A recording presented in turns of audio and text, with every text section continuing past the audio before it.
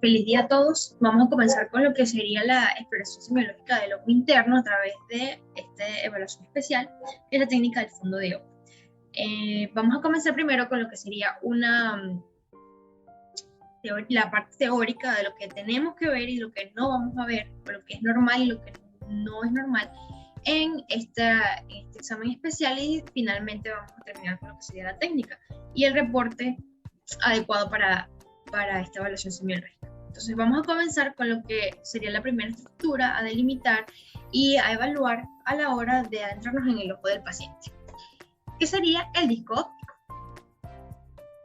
El disco óptico es una estructura que está perfectamente delimitada, es una estructura ovalada, es una estructura con bordes regulares y es una estructura plana que más bien tiene una excavación en su lado temporal, que ya vamos a hablar de ella, y que por eso no debería llamarse, como en muchas bibliografías o muchas personas se refieren a esta estructura, como papila óptica.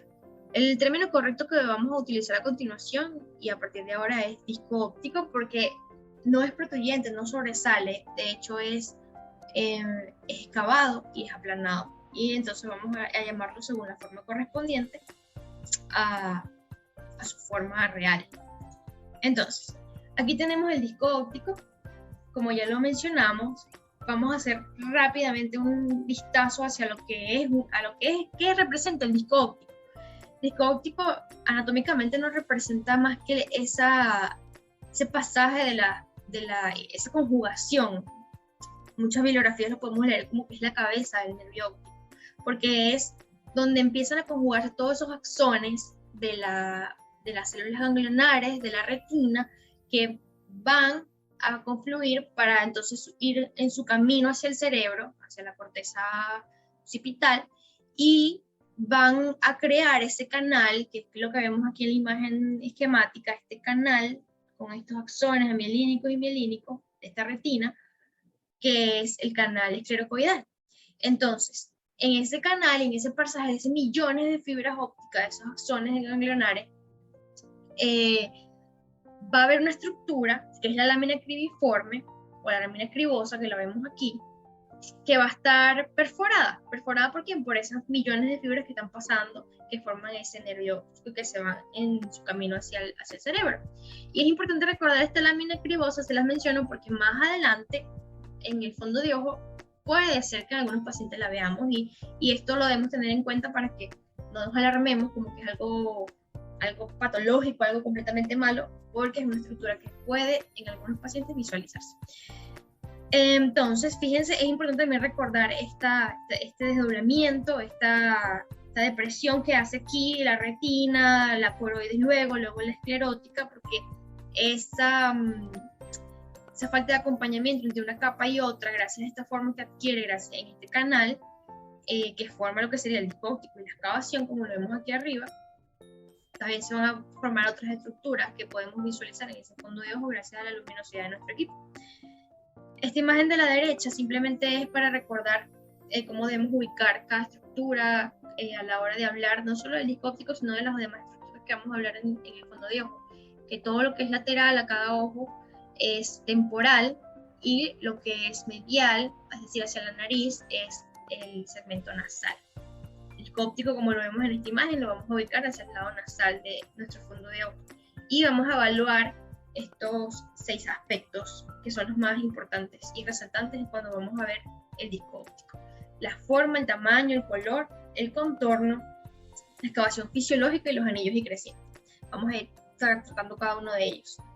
Entonces, comencemos con la forma. ¿Qué vemos aquí? En la imagen de la izquierda, este es un fondo de ojo normal de una persona sana. ¿Y qué es lo primero que vamos a ver? La forma. Como les decía, la forma es ovalada. Realmente deberíamos decir que es ovalada y no redondeada. A pesar de que mucha gente cree que son sinónimos, no lo son, porque primero es una estructura tridimensional y segundo, el diámetro está descrito así en cada bibliografía, que su diámetro vertical, como lo vemos en esta línea, es ligeramente mayor al su diámetro transversal o horizontal. Entonces eso ya lo hace de una forma ovalada. Muchas veces en algunos pacientes cuando se ve mucho más ovalado de lo que es, como lo describe la teoría, cuyo diámetro longitudinal o vertical es ligeramente mayor al transversal, cuando esta relación se ve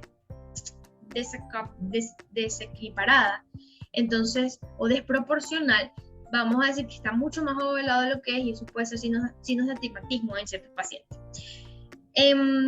La forma pues ovalada, como ya lo dijimos, ahora vamos a visualizar el tamaño. En esta imagen de la derecha se ve muy bien el diámetro en esta flecha azul. Vemos cómo esto es esquemáticamente el diámetro del disco, el disco óptico. Teóricamente hablando, este disco óptico debería ser de 1500 micras de diámetro. Mientras que si lo pasamos a milímetros, lo normal es que sea de 1.5 a 1.7 milímetros. Sin embargo, hay algo que es muy importante resaltar aquí, que a la hora de nosotros visualizar el paciente en vivo y en directo, muchas veces esta imagen o estos tamaños los vamos a ver modificados, y sea por una condición, errores de refracción en el paciente propiamente dicho, o por también las dioptrías de nuestro propio aparato visual, nuestro cristalino. Muchas veces la vamos a ver magnificadas y es normal que la veamos en un tamaño mucho mayor, 2 centímetros, 2.5 centímetros, pero es por nuestro aparato dióptrico, es normal que la magnifiquemos. En pacientes donde son miopes o hipermétropes, esto se va a ver alterado.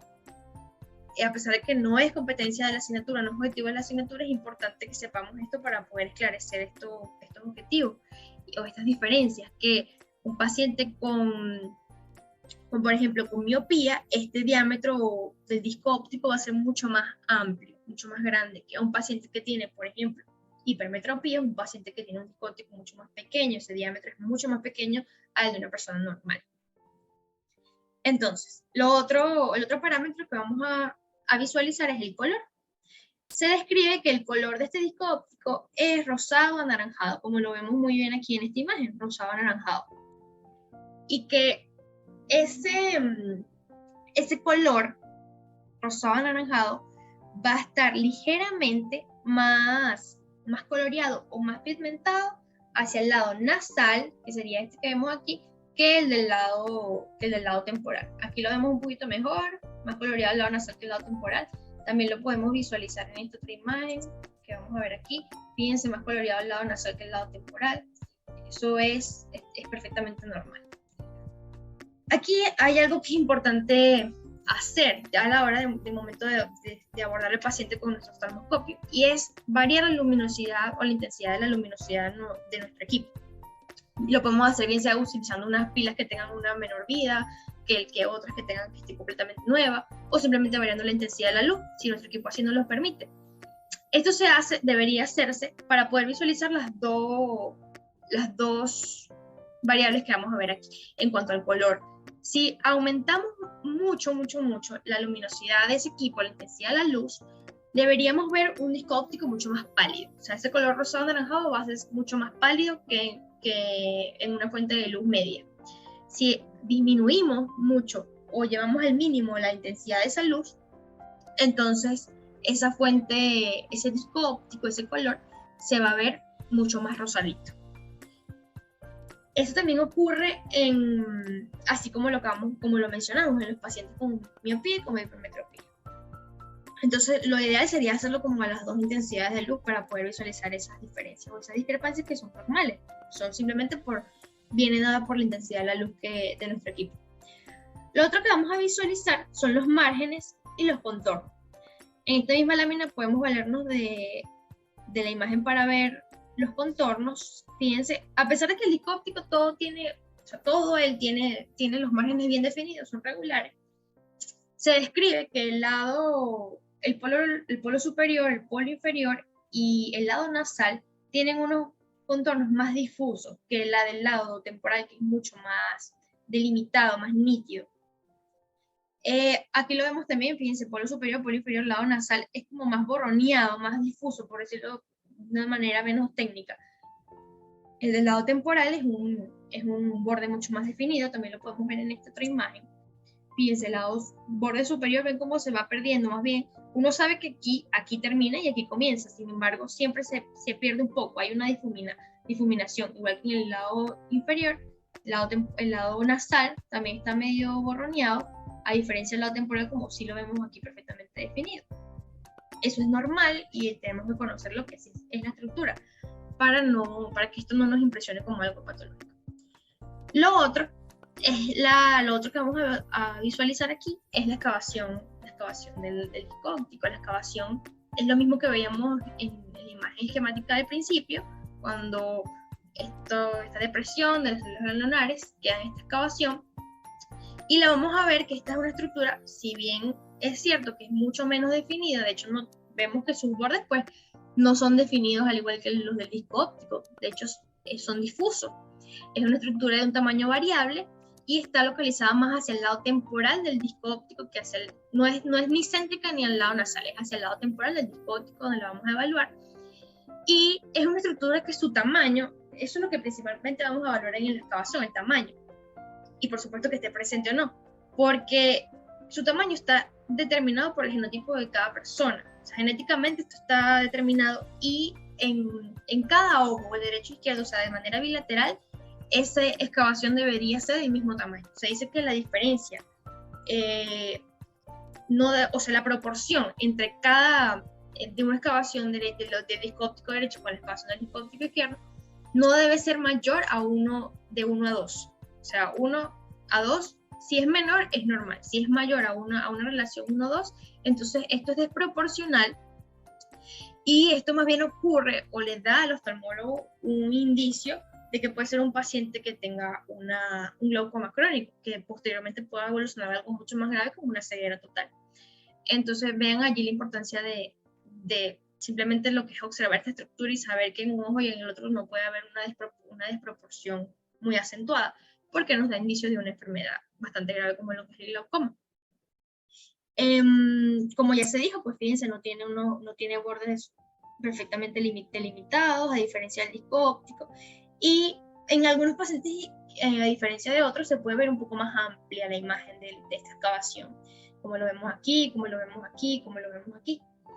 Si se ve un poco más amplia, puede llegar a ser posible que se visualice la lámina cribiforme o la lámina cribosa de ese paciente, que es lo que mencionamos al principio de la ponencia, cuando es un poco más amplificada. Aquí en la imagen de la inferior derecha les traje esta foto donde se ve la excavación y fíjense que se ve como una especie de betas grisáceos o de otro color más hipercrómico al fondo, y eso es lo que sería la lámina cribiforme o la lámina cribosa, que es ese puntillado que deja las axones al pasar en su camino al cerebro.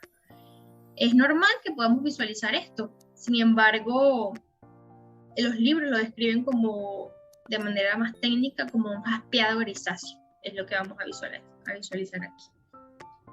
Y bueno, finalmente en esta diapositiva lo otro que vamos a visualizar es el anillo neuroretiniano. Fíjense que es esta estructura que tenemos aquí, que no es más que esta porción que está delimitada por el borde superior, el externo de la excavación, este puntillado azul, con la delimitación más externa del disco óptico. Toda esta porción que vemos aquí es lo que se llama anillo neuroretiniano, que se dice en las bibliografías que es un poco más nítido y se visualiza más rosado, anaranjado y más nítido que cualquier otra porción del disco óptico. Y bueno, para terminar, entonces, en esta diapositiva vamos a ver la última variable que debemos ver en el disco óptico en un fondo de ojo, que son los anillos y crecientes. Fíjense, los anillos y crecientes no es más que una contorno en forma de anillo o creciente si es la mitad de este, por su similitud a un creciente lunar, que va a estar pigmentado en un color ligeramente distinto al resto del disco óptico. Allí vamos a hablar de que pueden ser 4 variables. Puede ser primeramente anillo o creciente, según su forma. Si es completamente un anillo, o sea, completamente circular, rodeando completamente al disco óptico, o es la mitad de esto, un semicírculo, por decirlo de alguna manera, o creciente lunar, el símil que hacen, hacia el lado temporal es donde predomina los crecientes. No hacia el lado nasal, sino hacia el lado temporal. O sea, la mitad de eso. Alrededor del disco óptico. Entonces puede ser según su forma, si es completo anillo, si es incompleto, o la mitad es un creciente. Pero según su color, también vamos a tener que va a ser distinto. Vamos a tener dos variables, o escleral o pigmentario. Si es escleral, entonces quiere decir que vamos a visualizar un anillo creciente más de un tono blanquecino amarillento. Si vamos a visualizar un anillo creciente que es más pigmentado, más ocre, más negruzco, entonces vamos a decir que ese es un anillo o un creciente pigmentario. Y esto tiene una explicación. Su explicación fisiológica es lo mismo que decíamos al principio, por eso es que había que mencionar en la parte anatómica al inicio de la ponencia, porque todo se relaciona. Es fisiológico porque ese anillo creciente, como lo vemos aquí, fíjense, aquí se ve una parte que es más pigmentada alrededor del disco óptico. Esto sería un anillo porque está completo, no hay predominancia al lado temporal. Y es más ocre, es más negruzco, más pigmentario, entonces decimos que es un anillo pigmentario. Si lo viéramos más blanquecino, más amarillento, entonces decimos que ese es un anillo escleral o un creciente escleral. Y se llama así por su origen o la etiología de esto que va a ser. Si es escleral es porque lo que está al descubierto, lo que estamos viendo en ese momento, en ese fondo de ojo de ese paciente, es que está descubierta la esclerótica de ese paciente. Y lo veíamos en el inicio de la lámina de la diapositiva cuando había ese desdoblamiento. Si queda al descubierto, las otras capas se van perdiendo y queda al descubierto solamente la esclerótica, entonces vamos a visualizar esa coloración amarillo-blanquecina y la vamos a denominar anillo o creciente esclerótico. Si lo que vemos es más pigmentario, entonces quiere decir que lo que queda al descubierto es la coroide. Entonces, por eso que la vemos de ese color y la llamamos anillo o creciente pigmentario. Entonces, aquí lo vemos, en esta imagen se ve muy, muy bonito. Y en esta otra también lo podemos ver, un poquito más oscuro. Todo esto que está aquí por fuera del disco sería eso que vamos a visualizar y eso no nos debe alarmar porque no es algo patológico. Completamente lo contrario, es algo que deberíamos observar. Los vasos retinianos. Los vasos en condiciones fisiológicas son transparentes y lo que habitualmente observamos es la columna de sangre que rellena su luz. Las arteriolas poseen un color anaranjado y un brillo central o axial que ocupa 1/3 o 1/4 del calibre del vaso y que mayormente esto va a resultar de la reflexión de la luz en la columna sanguínea intraluminal. Se va a observar siguiéndolo desde el centro hasta la periferia y moviéndose alrededor de la pupila. Estos van a carecer de pulsaciones visibles. Por otro lado, las vénulas tienen un calibre más ancho que las arteriolas y un color más oscuro, rojo vinoso. Esto se debe a que ellas se encargan de transportar la sangre no oxigenada. Estas acompañan a las arteriolas en su recorrido y presentan un brillo central poco llamativo. Al llegar al centro del disco óptico, la vena central de la retina se va afinando en punta de lápiz antes de penetrar. En el 80% de los pacientes, se podrá observar al mirar con detenimiento el llamado pulso venular espontáneo. Relación arteriolo-venular. Se fundamenta en que la vénula es 1/3 más gruesa que la arteriola que la acompaña, es decir, una relación arteriolo-venular normal será 2:3 o 3:4. A continuación hablaremos un poco acerca de lo que son los cruces arterio-venulares. Es importante decir que cerca del 70% de los cruces, la arteriola va a pasar por encima de la vénula, denominándolo cruce arteriolo-venular. En el otro 30% restante de los casos, este cruce va a estar invertido. ¿Qué quiere decir esto? Que la vénula va a ser la que va a pasar por encima de la arteriola, denominándose cruce vénulo-arterial. Ambos vasos van a compartir una adventicia en común, lo que los va a transformar en una unidad funcional. Estos vasos van a tener un ángulo agudo y además de que vamos a observar un calibre similar en tanto el cabo distal como el cabo proximal en ambos lados de la arteria. El siguiente elemento del cual vamos a conversar en un fondo de ojo normal va a ser la mácula. La mácula no es más que el sitio de la visión central y donde ocurre lo que es la percepción del color. Con respecto a su localización, vamos a ver aquí en la imagen que se va a encontrar al equivalente de 2 diámetros de disco óptico hacia lo que es el lado temporal y un diámetro por debajo del mismo. Con respecto a su forma, podemos observar aquí que tiene una forma ovalada y sus límites no van a ser precisos. Con respecto a la evaluación o el examen de la mácula, tenemos que pedirle a nuestro paciente que mire directamente hacia la luz, o también podemos seguir lo que es el trayecto de los vasos temporales. Es muy importante decir que esta área debe ser examinada hacia el final, debido a que el paciente de esta manera va a tolerar mejor la luz del equipo y se sentirá menos incómodo. Otro detalle también que vamos a conversar es acerca de la foviola, que no es más que una depresión infundibular más pigmentada que el resto de la de retina que se va a observar dentro de lo que es la fovea. Habiendo conversado todos los elementos visibles en un fondo de ojo normal, continuaremos ahora con la explicación de la semiotecnia correcta para su realización. Y acotaremos que el aspecto y la coloración del fondo de ojo va a variar según cada individuo, debido a diversos factores, como lo son la densidad pigmentaria del paciente, la cantidad de sangre en los vasos retinianos y coroideos, así como también la brillantez de la luz con la que observaremos. Oftalmoscopio. Este es el disco de Recos para cambiar las estrías de lentes convergentes o divergentes, el apoyo para las cejas, la ventana de observación y el indicador de lentes. En la cara frontal está el espejo frontal y una rueda para cambiar la intensidad de la luz. Familiarizado con el equipo, colocarlo tan cerca de su córnea como sea posible, apoyándolo sobre su pómulo y contra su ceja. Realizarlo con ambos ojos abiertos. Debe enfocar el objetivo de observación con aumento y la dioptría del lente que uses con el índice sobre el disco de Recos, observando sobre la palma de la mano. Pide al paciente que fije su mirada a un objeto lejano y no mire directamente a la luz. Muévase unos 15 grados hacia afuera. Acérquese lentamente al paciente, colocando la mano sobre su cabeza con el pulgar sobre su arco ciliar, cuidando no perder el reflejo rojo anaranjado que será la primera imagen que obtendrás, y el camino está libre. Entre el cabezal del equipo y del paciente no debe existir una distancia mayor a 2,5 centímetros. Desde la posición adoptada de 15 grados con el otro ojo ipsilateral a unos 15 centímetros, coloque el disco en 8 y 10 dioptrías, que te permitirá enfocar adecuadamente el vitrio.